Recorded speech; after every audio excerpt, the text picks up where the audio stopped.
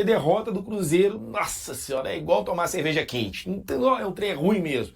E a gente fica pé da vida. A gente tá sempre assim, o Cruzeiro tá aí, ó, foram 5 meses sem perder fora de casa. Aí perde uma terra arrasada. Não, calma aí, vamos lá. Vamos tentar explicar o que aconteceu, a visão que a gente teve da partida aqui para vocês também tiveram a mesma visão que eu tive, e a gente poder tentar chegar num senso comum e debater esse Cruzeiro. Porra, vamos lá. Primeiro lugar, vitória merecida do Vasco. Vocês concordam comigo? Vitória merecida. Por que foi merecida? Porque usou dos erros do Cruzeiro. O Cruzeiro vacilou, o Vasco foi lá e pimba. É isso. Vacilo do primeiro gol e vacilo no segundo gol, o Vasco foi lá e fez. O Vasco vacilou algumas vezes na partida? Vacilou também. O Cruzeiro aproveitou? Não aproveitou. Então, o Vasco mereceu essa vitória aí, 2-0 nesse sentido. Cruzeiro, a gente pegando números da partida. Trocou mais passos, poucos números ali, mas trocou mais passos que o Vasco, teve mais volume de jogo que o Vasco. Por certos momentos ali teve mais posse de bola, acabou finalizando com mais posse de bola também. Mais finalizações, agora no gol mesmo, chute perigoso, pouca coisa. O Cruzeiro foi pouco agressivo ao gol do Vasco hoje. Agora, eu não tô aqui para falar apenas dos problemas ofensivos nossos, que hoje não acertou bastante. Só Matheus Pereira destacou nesse meio campo ali, nesse time, na verdade no time como um todo hoje, ele, talvez o Fabrício Bruno ali e tudo mais, mas assim, as falhas hoje individuais do Kaique, meu Deus do céu, o Kaique hoje talvez, gente, fez a pior partida dele como profissional, do que eu vi desde quanto tempo que ele estava profissional do Cruzeiro, talvez hoje foi a pior partida. Por quê? Cara, não pode dar um bote. Eu acho, não sei se foi excesso de confiança dele tentar dar o bote aquela hora ali no jogador do Vasco, que sim, quem foi que fez o cruzamento. Ele dá o bote empurrado, mano. Bola cruzada daquele jeito, o Vasco trocando um passe, trocando 13 trocas de passe dali e tal. O cara vira o jogo, velho, e ele vai dar um bote. Deixa o cara dominar, o cara ia dominar, a bola tá vindo com dificuldade pelo alto, o cara não vai dominar fácil. O Kaique fez o cara parecer que dominou fácil. Porque o Kaique errou o bote. Aí vem, cruzamento na área. O Jonathan Jesus não antecipa legal. Talvez, porque, mano, se o Vidalba tá ali, eu acho que talvez tirava. Essa que é a questão também, sabe? Não só porque eu acho o Vidalba melhor que o Jonathan Jesus, mas é porque tá com mais ritmo, né? Aí um cara que tá jogando com pouco ritmo vai entrar meio assim, vacilou, pô, na antecipação ali. Aí o Ryan vai mais alto que ele, com mais vontade na jogada, dá o cruzamento. Tanto é que algumas pessoas falam que o Cássio, pô, podia ter pego. Cara, não é. É porque o goleiro naquele momento ele espera o zagueiro tirar. O cruzamento vem meio balãozinho assim pro outro. Pô, dava pra tirar. E aí o Cássio ficou naquela. Quando ele vai, parece que já vai ter atrasado. E aí, pô, só falha. Agora, o segundo gol também é incrível, cara. O Matheus Henrique entra. Ele vai pra cá um pouquinho. No que ele volta pra cá, vem a bola, e o cara vai. Primeira jogada dele. Ele vai lá e falha. Mas falha por quê? Porque o Kaique também não conseguiu tirar aquela bola. O Kaique também vacilou.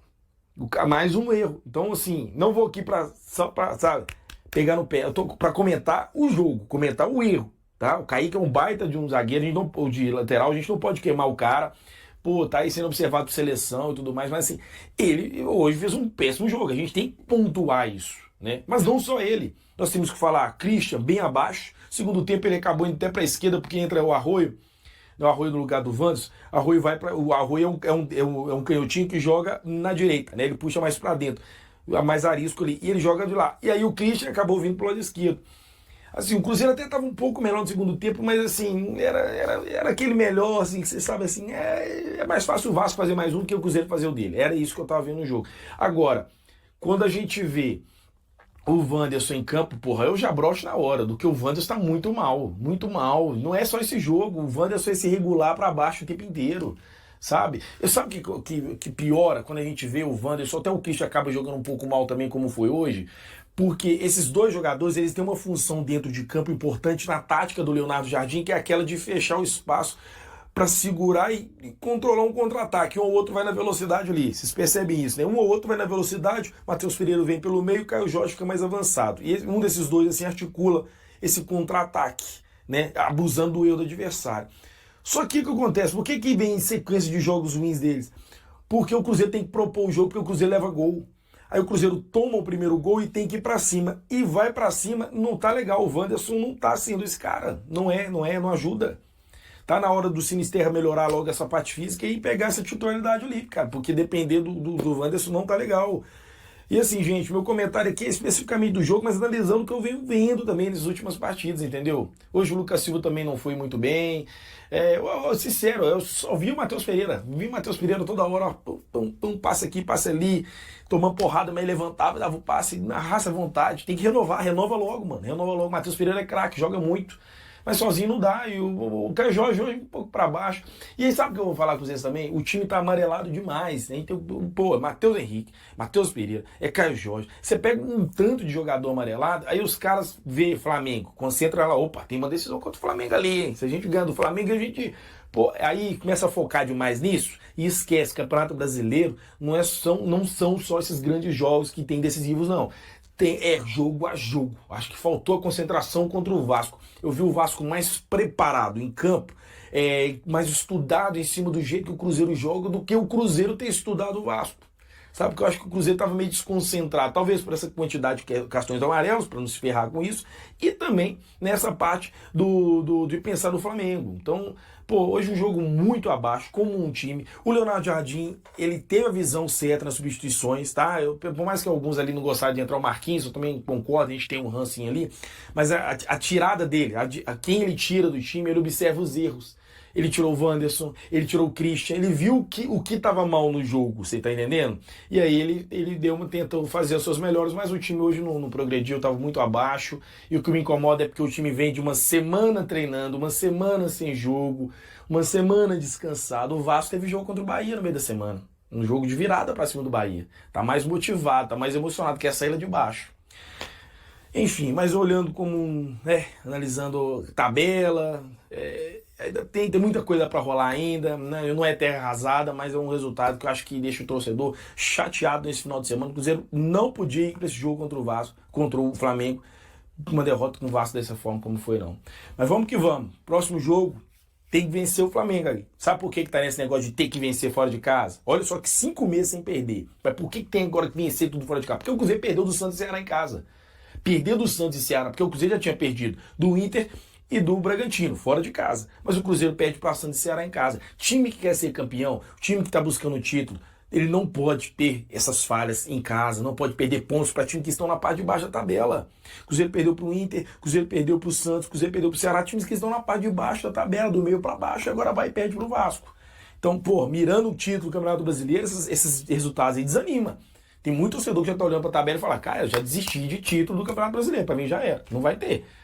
Porque agora, vai ter que vencer um Flamengo, torcendo para os resultados ruins deles, em jogos que estão a menos e tudo mais. Era uma oportunidade de dominar na liderança, mostrar que está na briga. E o Cruzeiro perdeu essa oportunidade incrível hoje, pegando um Vasco, que não é um bom time assim. Não é. O Cruzeiro teve, você vê o Cruzeiro jogando mal, um erro individual, ainda teve muito mais volume de jogo. Ou seja, se o Cruzeiro focasse melhor na partida, conseguiria vencer isso aí. Eu acho que faltou um pouco de foco aí. Bora de Cruzeiro agora, galera, porque o Cabuloso estava de olho na liderança do Campeonato Brasileiro, estava defendendo uma série invicta de 6 jogos, mas aí essa invencibilidade caiu e foi logo diante do Vasco do Fernando Diniz. Ô Cruzeirense, vem cá. Você lembrava da última derrota do time fora de casa? 156. Você sabe o que esse número significa? É o número de dias que o Cruzeiro ficou sem perder fora de casa. Desde o jogo contra o Palestino pela Sul-Americana, 48. Eram 48 dias sem derrota. Desde o 2-1 contra o Santos, lá em 10 de agosto no Mineirão. Eram 6 vitórias seguidas. E o cruzeirense mal lembrava o gostinho amargo de uma derrota. Mas esse gostinho veio ontem. O Vasco estava na sua melhor fase do campeonato. Nós fizemos um jogo muito igual, mas em termos de eficácia, que é a palavra mais importante do futebol, o adversário foi muito mais eficaz do que nós. Apesar da derrota, mas não muda nada na nossa cabeça, na nossa mente, o que a gente tem como objetivo na temporada. Eu acho que o Cruzeiro vem bem forte, vem brigando lá na frente na tabela. Sabadão de estreia de uniforme novo para o Cruzeiro. E repara nos detalhes da camisa, inspirada no Rio São Francisco. O velho Chico nasce aqui em Minas Gerais e deságua lá no Nordeste, entre Alagoas e Sergipe. É água que não acaba mais. E assim como o rio corre para o mar, o Cruzeiro corria atrás da liderança do Brasileirão. Mas as coisas não saíram como o torcedor esperava. Logo aos 7 minutos do primeiro tempo, o Vasco colocou o Cruzeiro para sambar. Paulo Henrique cruzou na cabeça de Ryan. 1-0 Vasco. O artilheiro Caio Jorge não estava em noite inspirada. Só conseguiu a primeira finalização aos 26 minutos. As melhores jogadas do Cruzeiro saíam dos pés de Matheus Pereira. Aos 39, ele quase empatou. Mas o quase não altera o placar. O Vasco segurou a pressão azul. Aproveitou essa falha do Matheus Henrique, que havia acabado de entrar, e ampliou aos 16 do segundo tempo com Paulo Henrique. 2-0. E o placar só não foi mais elástico graças a uns milagres do Cássio, que depois do jogo deu a camisa de presente para o Fernando Diniz, ex-técnico dele no Cruzeiro. A primeira vitória do Vasco sobre o Cruzeiro desde 12 de junho de 2022, pela Série B. Na quinta-feira, tem o que a gente pode chamar de final antecipada: Flamengo e Cruzeiro no Maracanã. O Flamengo é o próximo jogo, por isso é o jogo mais importante para nós, é que será sempre o próximo. Vamos preparar a nossa equipa para conseguir um resultado positivo, como sempre a nossa forma de jogar. Eles também na primeira volta eram favoritos e as coisas não aconteceram. O futebol é decidido dentro das 4 linhas, espero eu. Ó, é bem verdade que não foi uma noite das mais inspiradas do Cruzeiro lá em São Januário, mas o time chegou a assustar o goleiro, o Léo Jardim, em algumas oportunidades. Vamos dar uma olhada na tabela do Campeonato Brasileiro. O Cruzeiro acabou permanecendo na segunda colocação, e aí é o seguinte: o cruzeirense tem que secar o Palmeiras, porque o Palmeiras pode ultrapassar o Cruzeiro, e o Palmeiras joga hoje contra o Bahia, lá em Salvador, jogo que tem transmissão da Globo, viu? E eu já falei aqui, né? Foi o fim de uma sequência de 6 vitórias seguidas do Cruzeiro. Logo depois da partida, o Cássio falou sobre os aprendizados que o time pode tirar dessa derrota. É lógico que tem, quando você perde, você vê alguma coisa. A gente tem um treinador muito competente para tentar corrigir para a próxima partida, mas é aprendizado, crescimento e tentar fazer o melhor quinta-feira para voltar a ganhar. E na quinta-feira tem esse jogaço aqui que a gente tá falando, né? Flamengo e Cruzeiro com transmissão ao vivaço do Sport TV a partir de 8h30 da noite. E tem uma notícia que é boa pro cruzeirense, viu? Porque ontem ninguém tomou cartão amarelo e o Leonardo Jardim vai poder mandar força máxima a campo. Eram 8 jogadores pendurados. Entre eles, nomes importantes: Fabrício Bruno, o Romero, Matheus Pereira, Caio Jorge e até o próprio Leonardo Jardim. Tá todo mundo liberado para jogar contra o Flamengo. O Cruzeiro entrou em campo neste sábado à noite para encarar o Vasco da Gama com uma preocupação extra. Além do técnico Leonardo Jardim, 8 jogadores estavam pendurados com 2 cartões amarelos. Apesar da derrota por 2-0, a equipe conseguiu evitar novas suspensões, fator considerado importante diante da relevância do próximo desafio. Nenhum dos 9 nomes nessa situação recebeu cartão do árbitro Rodrigo José Pereira de Lima em São Januário. Entre eles estavam o goleiro Cássio, o zagueiro Fabrício Bruno, os meio-campistas Lucas Romero, Wallace, Matheus Henrique e Matheus Pereira, além dos atacantes Wanderson e Caio Jorge. Atualmente vice-líder do Brasileirão, a Raposa terá pela frente o Flamengo, primeiro colocado da competição. O confronto válido pela 26ª rodada está agendado para quinta-feira, 2 de outubro, às 20h30, no Maracanã. Na partida contra o Cruz Maltino, apenas Kaique Bruno foi advertido com cartão amarelo. O lateral esquerdo, que não estava pendurado, recebeu a punição aos 18 minutos da etapa final após falta em Ryan, autor do gol que abriu o placar. Para este jogo, o time mineiro também não contou com 2 atletas suspensos: o zagueiro Lucas Vilauba, substituído por Jonathan Jesus, e o atacante Gabriel Barbosa. E aí, galera, o que acharam? Deixem suas opiniões nos comentários. Não se esqueçam de deixar o like, se inscrever no canal e ativar o sininho para receber as notificações. Até mais, Nação Celeste! Vamos pra frente!